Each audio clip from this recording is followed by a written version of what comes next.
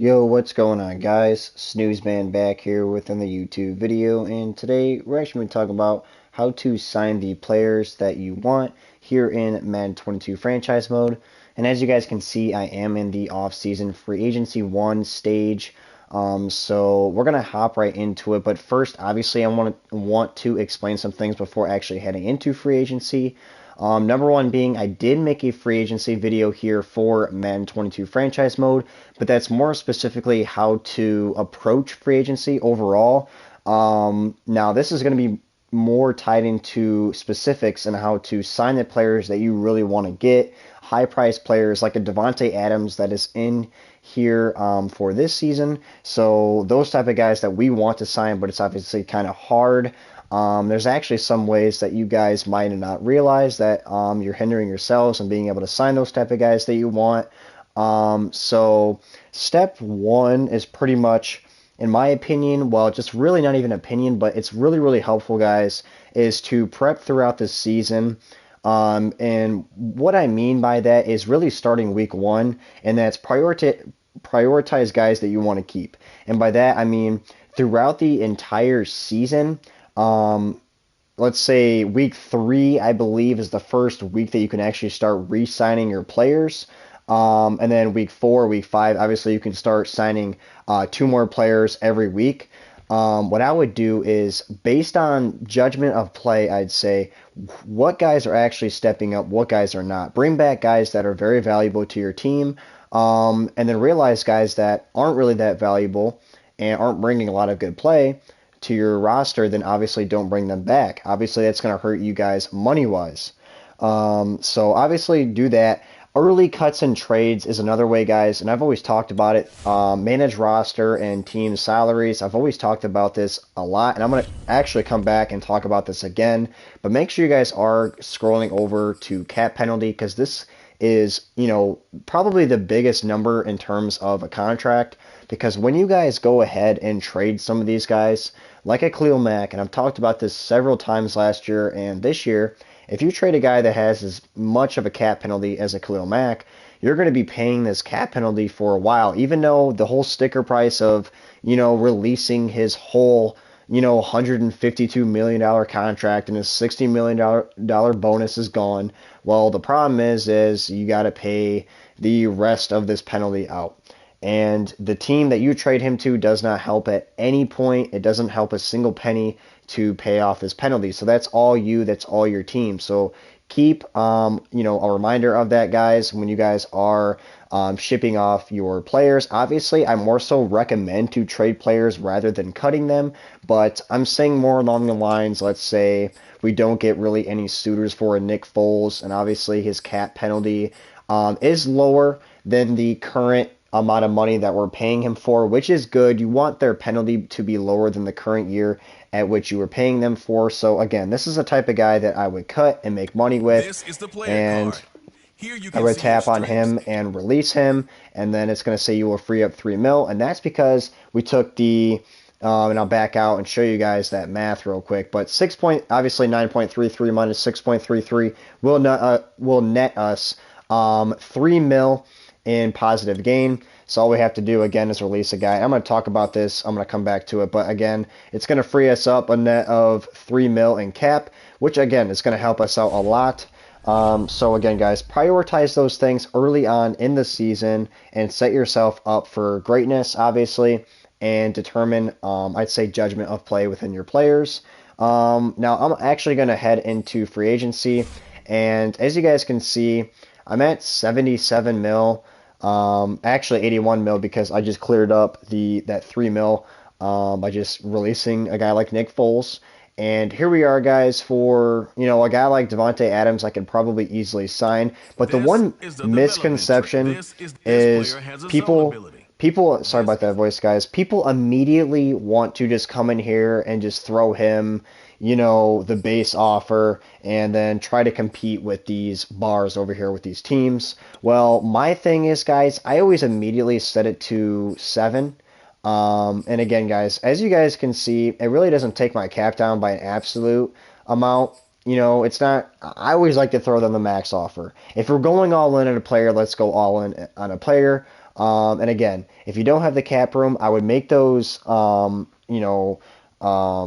pre moves, prioritize those guys that you want to keep, all that type of stuff, and make early cuts and trades. And you're going to wind up to this point where I'm going to tack on like a little bit of money and see where we're at. That's 170 mil for 70 years. Where are we sitting?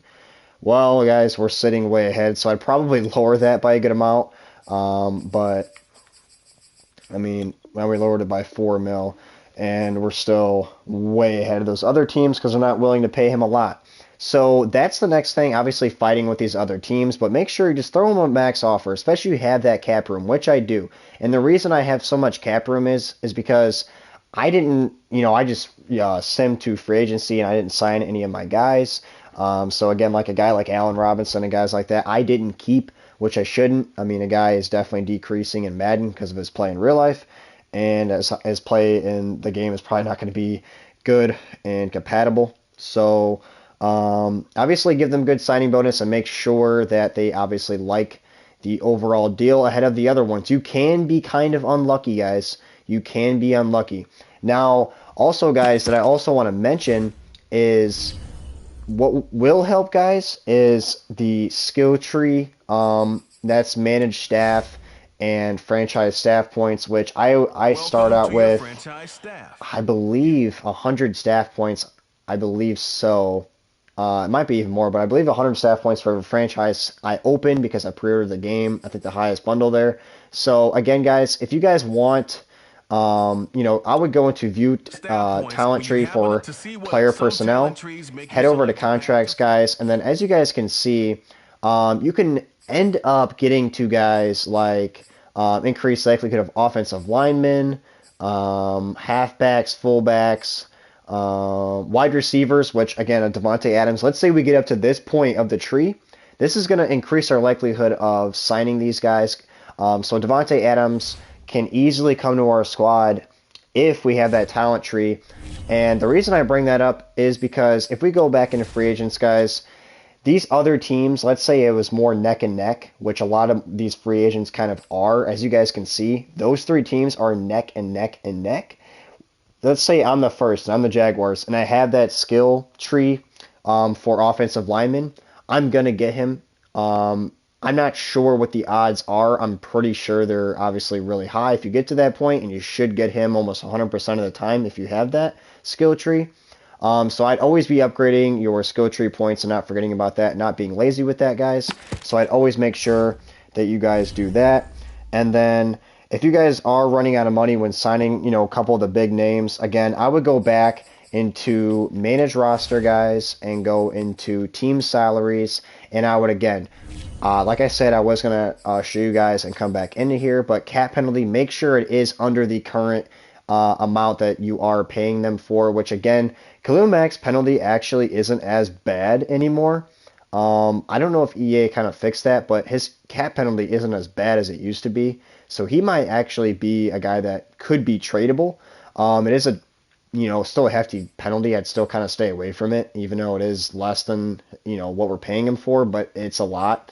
Roquan Smith, but you're never going to get rid of a Roquan. So I would come in here, guys, lower tier guys that aren't really doing much for your team or don't mean a lot, and free up some net cap by just releasing them or even trading, some lower tier guys for some picks. And then you can easily free up some cap there and go back into it.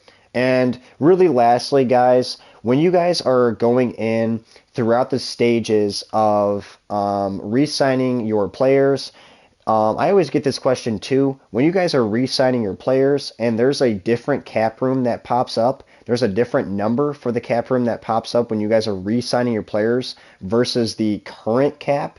That is because when you guys are re-signing your players for the cap room at which you are re-signing your players with, that is the cap room that is talking about for the following year and heading into this free agency. So that's going to have a huge effect.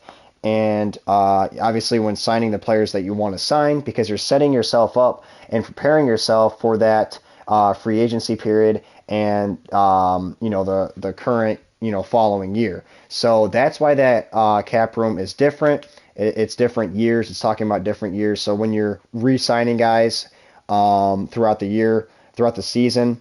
It's talking about the following cap when you are making those signings. It's doing the math already there for you. And then if you go back and check your current cap, it's different. That's because that's the current year that you're in. So that's why that's different. Make sure you know your cap rooms and that number so you know what you're working with for the following year and heading into free agency, guys. So again, be wise. Make sure you make your early prep throughout the season. Prioritize and come in here and be smart when you guys are signing. And if you guys are going to sign these guys, I'd say go all out and obviously be the biggest competitor and work your skill tree, guys. So that's pretty much all the tips that I can give you when it comes to signing the biggest name players like a Devontae Adams.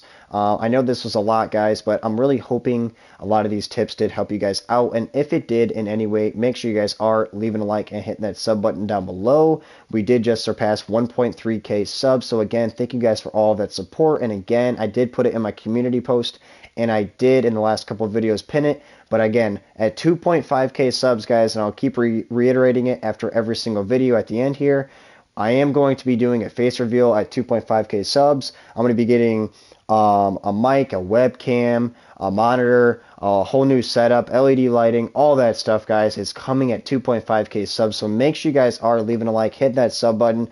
Again, really helps me out. And again, thank you guys for all the support thus far. But guys, that will be it for today's video. And until next time, I will see you guys in the next one.